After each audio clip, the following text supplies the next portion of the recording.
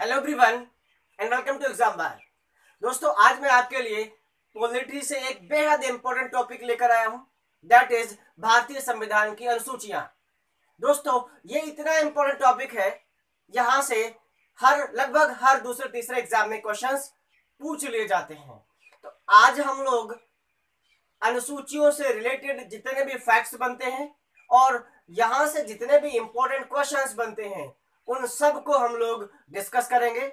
I hope आप लोग copy और पेन को लेकर बैठे होंगे, ताकि जितने भी फैक्ट्स हम एडिशनली डिस्कस कर रहे हैं उनको आप कहीं पर नोट डाउन करते रहें।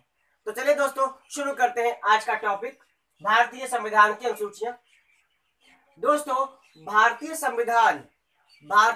मूल संविधान में अनुसूचियों की संख्या 8 थी और 4 को बाद में संवैधानिक संशोधन करके जोड़ा गया।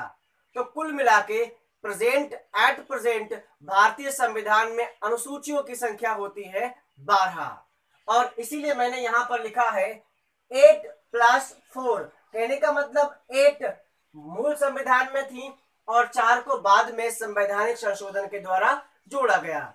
और इस बात को मैंने यहां पर भी लिख दिया है, ये 1 to 8 भारतीय मूल संविधान की अनुसूचियां हैं और 9 to 12 ये टाइम टू टाइम संवैधानिक संशोधन के द्वारा जोड़ी गई अनुसूचियां हैं। तो यहां से दो इंपॉर्टेंट क्वेश्चंस बनते हैं। क्वेश्चन नंबर 1, अगर ये पूछा जाए भारतीय मूल संविधान में अनुसूचियों की संख्या कितनी थी, तो 8 थी।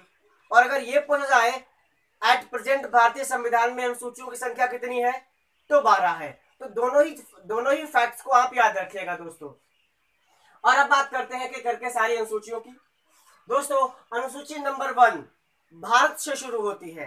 तो अनुसूची नंबर 1 में भारत के सभी राज्य और भारत के सभी केंद्र शासित प्रदेशों का वर्णन है।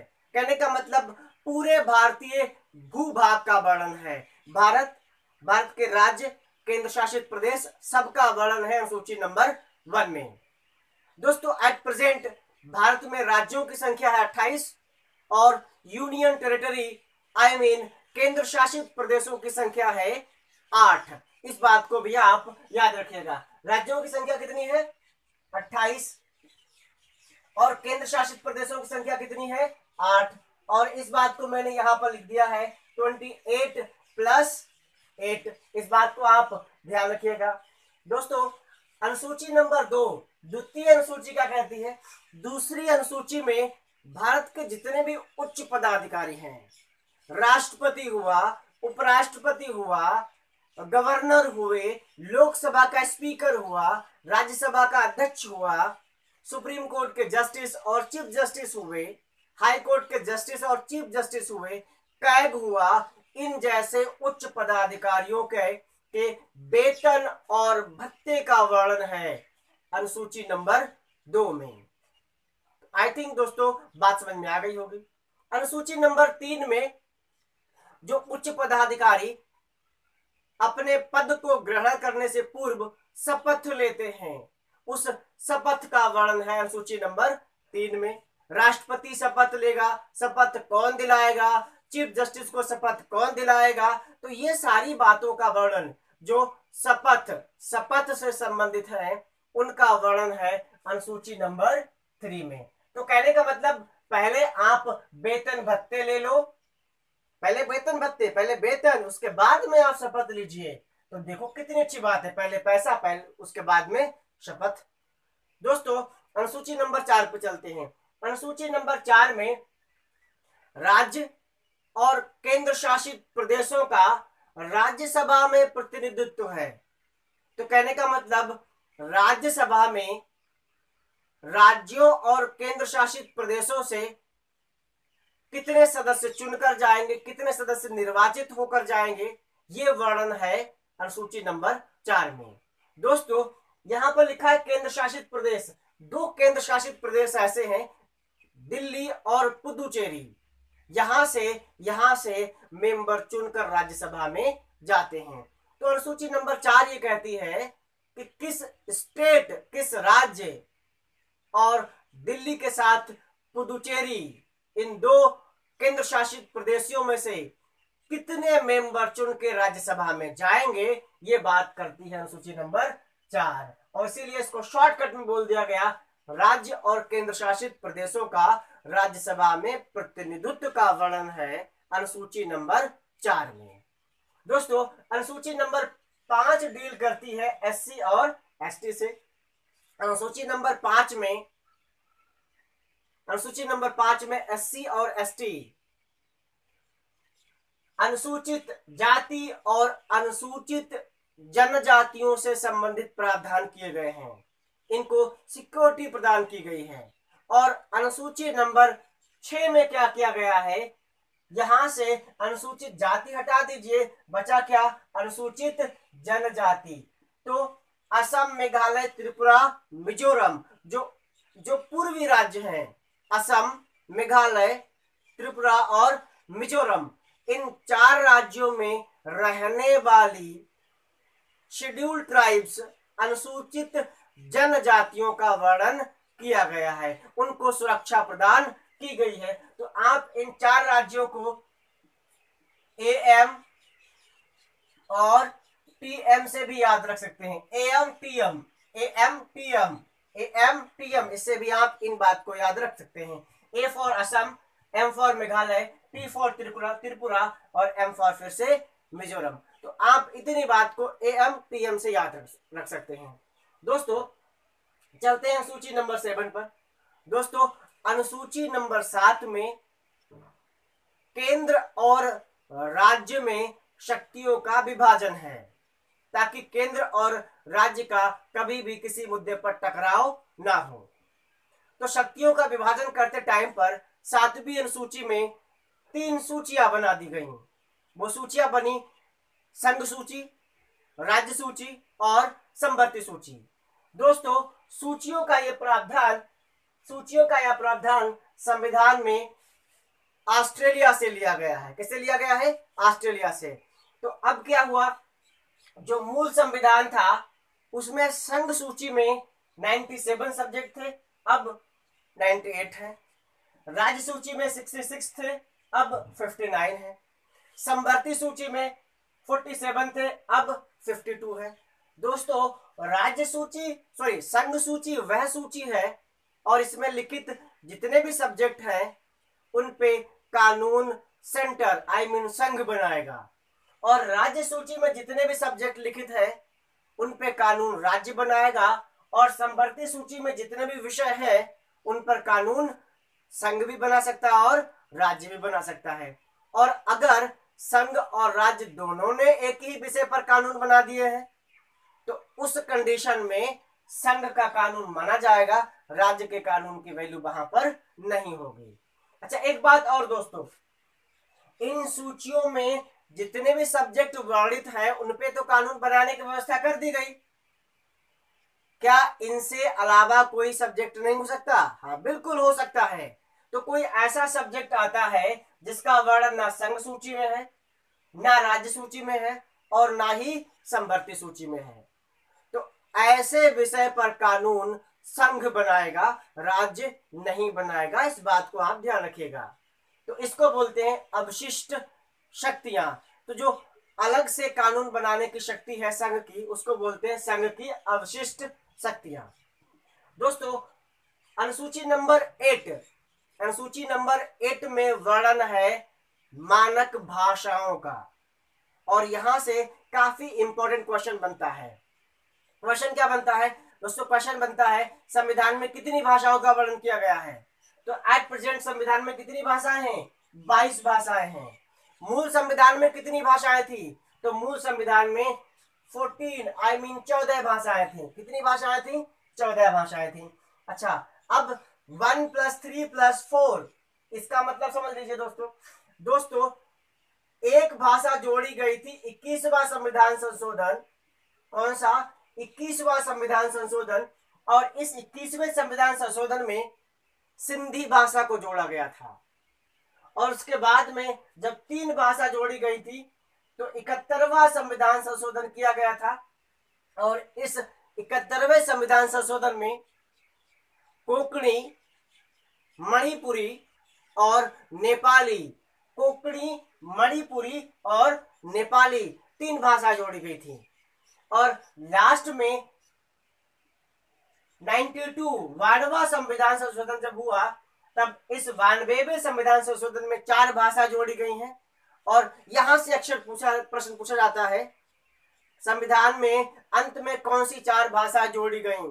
तो आपको याद रखना है लास्ट में जो 4 भाषाएं जोड़ी गई हैं वो है BDMS, कहने का मतलब बोडो, डोगरी, मैथिली और संथाली। लास्ट में 4 भाषाएं जोड़ी गई, कौन कौन सी जोड़ी गई?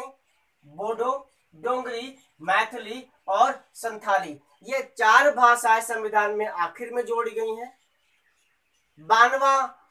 92 संविधान संशोधन में जोड़ी गई थी। अब आप इनको इस बात को ध्यान रखना। अब चलते हैं दोस्तों अनुसूची नंबर 9 पर। दोस्तों देश की आजादी से पहले और आजादी के बाद जब तक ये कानून नहीं बना तब तक देश के जमींदार किसानों का शोषण करते आए हैं। तो जब देश आजाद हो गया, भारतीय सरकार को कानून बनाने की स्वतंत्रता मिल गई, तब इस बात को महसूस किया गया कि जमींदारी प्रथा को खत्म करना चाहिए। तो जब इस बात को महसूस किया गया तो संविधान में पहला संशोधन किया गया और पहला संविधान संशोधन करके फर्स्ट संविधान संशोधन करके 1951 में भूमि सुधार किया गया और जमींदारी प्रथा को खत्म कर दिया गया। तो दोस्तों इसीलिए जो नवी अनुसूची है वो डील करती है भूमि सुधार और जमींदारी प्रथा का अंत। नौवीं अनुसूची में ये चीजें लिखित है। दोस्तों 10वीं अनुसूची क्या है? दोस्तों 10वीं अनुसूची है दल बदल, लॉ ऑफ डिफेक्शन। दोस्तों होता क्या था, अपने पार्लियामेंट में जितने भी सदस्य चुन के जाते थे तो एक पार्टी से, जिस पार्टी से इलेक्शन वो जीते हैं, बाद में जाके पार्लियामेंट में जीतने के बाद वो अपनी पार्टी बदल देते थे। तो इससे सिस्टम गड़बड़ होता था। तो इस चीज को रोकने के लिए 1985 में 52वां संविधान संशोधन किया गया और 52वें संविधान संशोधन 1985 में यह कानून बना दिया गया कि जो सदस्य जिस पार्टी से चुन के जाता है उसी पार्टी में ही रहेगा और अगर वो पार्टी बदलता है तो उसकी सदस्यता खारिज कर दी जाएगी, सदस्यता खत्म कर दी जाएगी। तो इसीलिए इसको बोला गया लॉ ऑफ डिफेक्शन। तो दल बदल कानून बना दिया गया। तो अनुसूची नंबर 10 ये बताती है। दोस्तों अनुसूची नंबर 11 में पंचायती राज व्यवस्था है। दोस्तों पंचायती राज व्यवस्था देश में बलवंत राय मेहता, BR मेहता, कौन? BR मेहता कमेटी की सिफारिश पर गांधी जयंती के अवसर पर 2 अक्टूबर 1959 को राजस्थान के नागौर जिले में, कहां पर? राजस्थान के नागौर जिले में शुरुआत की गई थी इसकी। अच्छा, अब इसकी शुरुआत तो 1959 में हो जा रही है और हम यहां पर लिख रहे हैं 73वां संविधान संशोधन 1992-93 में। तो ये क्या मतलब है दोस्तों, उसको मैं समझाता हूं। दोस्तों ये पंचायती राज व्यवस्था की शुरुआत तो 1950 में हो गई थी लेकिन इसको संवैधानिक दर्जा नहीं मिला था। तो बात है 1986 की LM सिंघवी कमेटी बनाई गई थी। कौन सी कमेटी बनाई गई थी दोस्तों?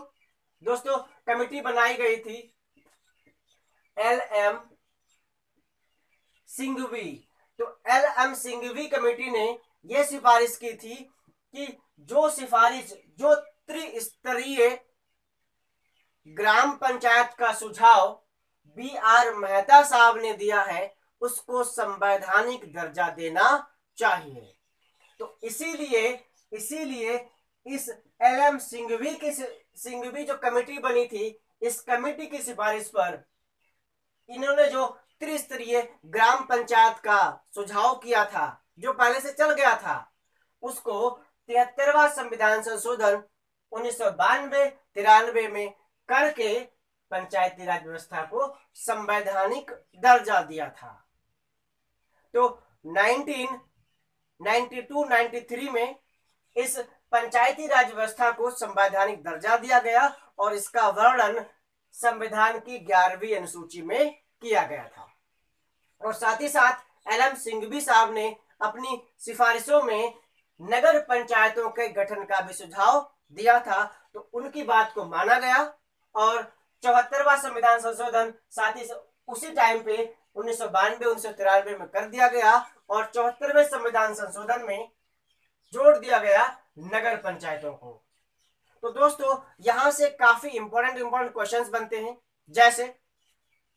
जैसे मैंने बोला राष्ट्रपति या उपराष्ट्रपति या कैग या चीफ जस्टिस ऑफ इंडिया, इनकी सैलरी कहां से आती है, इनके वेतन भत्ते कहां से आते हैं? दोस्तों इनके वेतन और भत्ते आते हैं कंसोलिडेटेड फंड से। उस कंसोलिडेटेड फंड संचित निधि, इसको हिंदी में बोलते हैं संचित निधि। संचित निधि का वर्णन संविधान के आर्टिकल 266 266 में है। बड़ा इंपॉर्टेंट क्वेश्चन बना। अच्छा, अगर मैं आपसे ये पूछ दूं कि पंचायती राज व्यवस्था कहां से शुरू की गई थी, आंसर बनेगा राजस्थान के नागौर से। पंचायती राज व्यवस्था किसकी सिफारिश पर शुरू की गई थी, आंसर बनेगा B.R. मेहता, बलवंत राय मेहता कमेटी की सिफारिश पर शुरू की गई थी। पंचायती राज व्यवस्था कब शुरू की गई थी, तो आंसर बनेगा 2 अक्टूबर 1959 को शुरू की गई थी। अगर मैं आपसे पूछ दूं संविधान में लास्ट में 4 जोड़ी गई भाषाएं कौन सी हैं, आपका आंसर होगा बोडो, डोगरी, मैथिली और संथाली, BDMS। अगर मैं आपसे ये पूछूं असम, मेघालय, त्रिपुरा और मिजोरम में रहने वाली शेड्यूल्ड ट्राइब्स जनजातियों का वर्णन कहां पर है, तो आप कहेंगे अनुसूची नंबर 6 में है।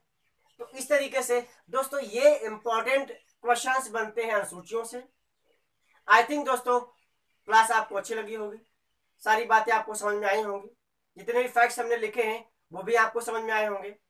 दोस्तों क्लास अगर अच्छी लगी हो तो वीडियो को लाइक करें और मैक्सिमम शेयर करें, साथ ही साथ चैनल को सब्सक्राइब करें और बेल आइकन को भी प्रेस करें ताकि आपको लेटेस्ट अपडेट मिलती रहे।